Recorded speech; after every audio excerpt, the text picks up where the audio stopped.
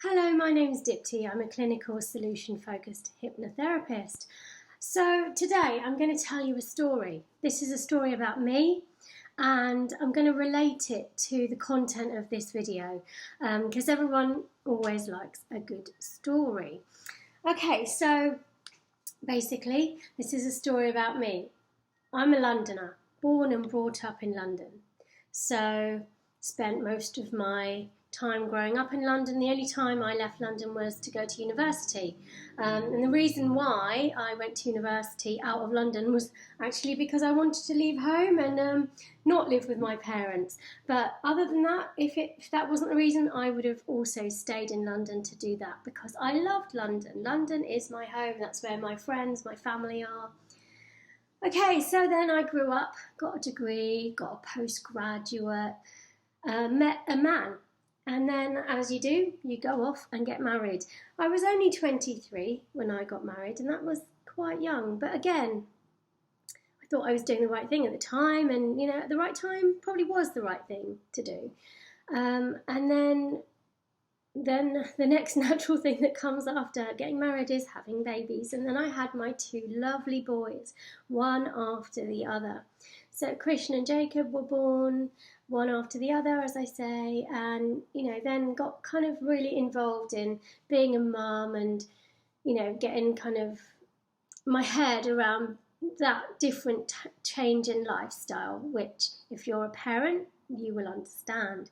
Before I was a mum, I worked in the media, so I had a really lovely media career in the BBC, and, at that time in my life, it felt like I was really high flying. So anyway, kids came along, stopped working in the media because one 24-hour industry replaced the other 24-hour industry.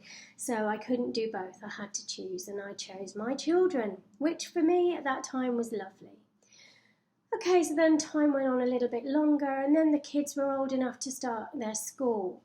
And then me and my husband at the time then were deciding whether or not London was the best place to school our kids, and we decided perhaps it wasn't the best place to school our kids, and then he got a job in a place called Cirencester. And I thought he meant Colchester, so I was thinking, okay, we're moving to Essex. So I was kind of happy with that because I have family in East London, in Essex, and so I thought, okay, that's not so bad. And then he's like, no, Cirencester. I was like, Cirencester, I've never even heard of that. Where even is that? And he's like, oh, it's west. And, to me, west was Reading. That was about as west as I'd ever been. So I was like, west. And then I realised it was bang in the middle of the Cotswolds. And I was like, ooh, Cotswolds. That sounds like countryside. Yes, that is right. It's the countryside. It's farmland. It's countryside. So anyway, got my head around it. I only had about 6 months to get my head around moving to the Cotswold from London. So because I am solution focused, I thought of all the good things that would be around, kind of fresh air and good schools and a new life and that sort of thing. Anyway, so got on with it, moved, relocated, sold up in London and tried to settle down into the Cotswold life. So then, of course, the kids started to go to school and, being a mum, you just kind of get involved in all of that and that takes up pretty much most of your time. So that was fine. And after about 3 years of being in the Cotswolds, unfortunately, me and my husband also then split up. So sadly, we did get divorced. So we're amicable, everything's fine. So we kind of went our separate ways, but because my kids were still in the school here, so I had to then kind of, basically build my life here. So it wasn't for necessarily because I was in a family unit. We kind of decided to separate our family units and build 2 different family units.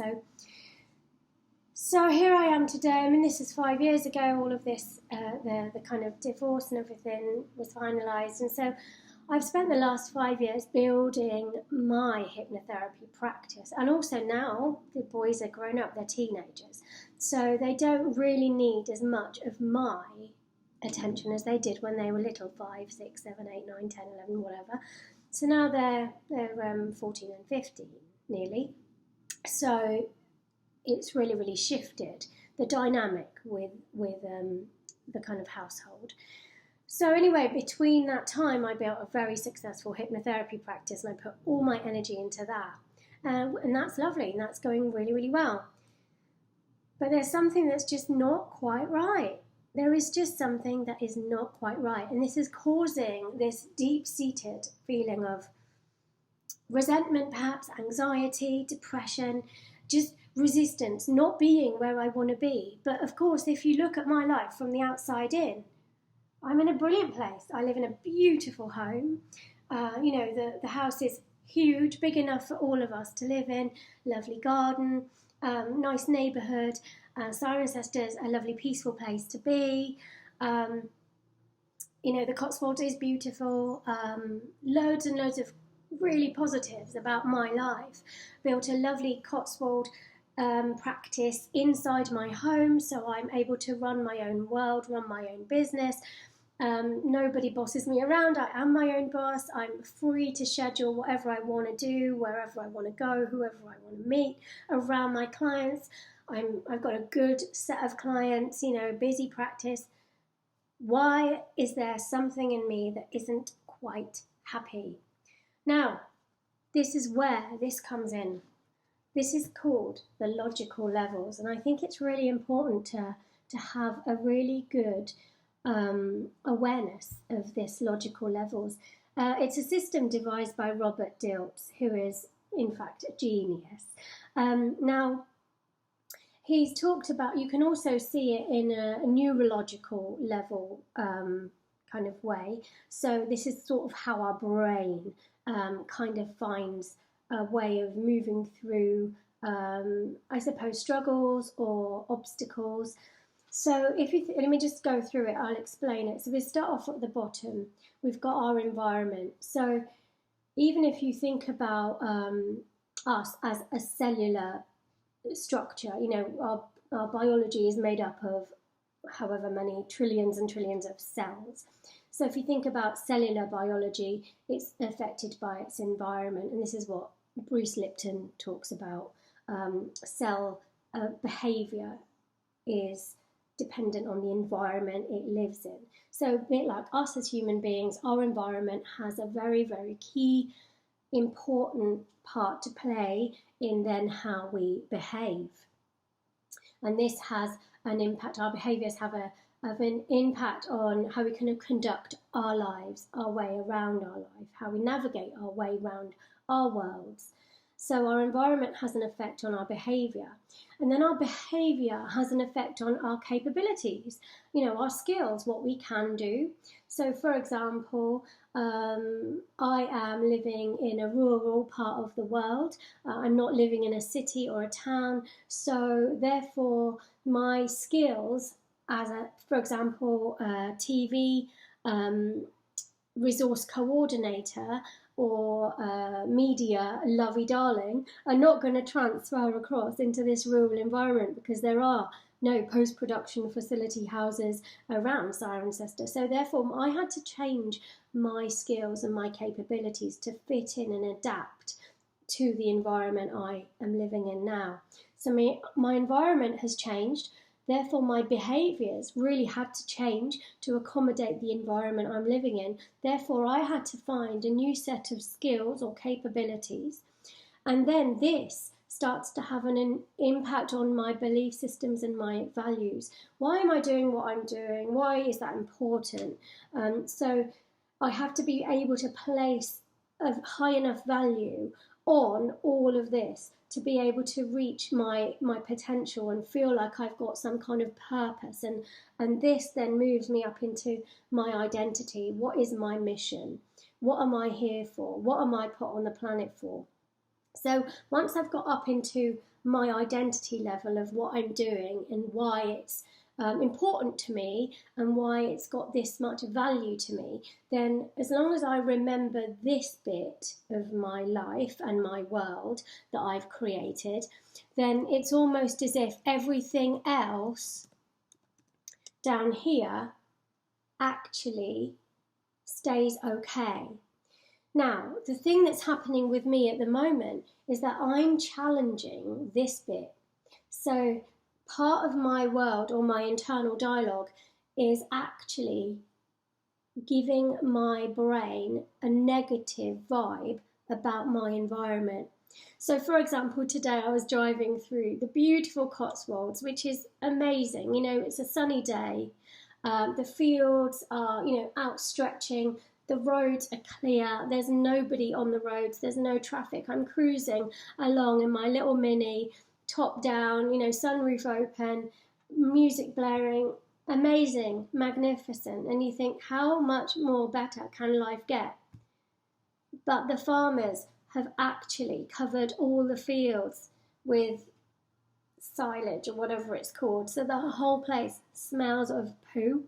It just smells disgusting. So now my olfactory centre is taking over, and it's going into alarm bell territory. My amygdala's firing off, going, ugh, this is disgusting. This wouldn't happen in London. My thought process has now jumped from positive, wow, can life get any better, to, oh my God, I'm in the worst place I can possibly be in, just because something's been triggered. So my environment has now affected my behaviour. I'm now thinking, I don't want to be here. And now I'm thinking, well, what else can I do? Maybe I should get a new job. Thinking, okay, maybe I should change my capabilities, because I no longer believe that the place I'm in is valuable. Therefore, this now threatens my identity, and so I start to fall apart. So that's not a good place to be. But luckily, I understand these levels. Now, I might not know necessarily how to stay tight and focused and to not let any negativity come into my mind and influence me and knock me off my perch. But I do have an understanding of when I get knocked off, it's hard. How the hell do I get back on again? So I have to do something called a reframe. I have to be able to be at peace with this bit.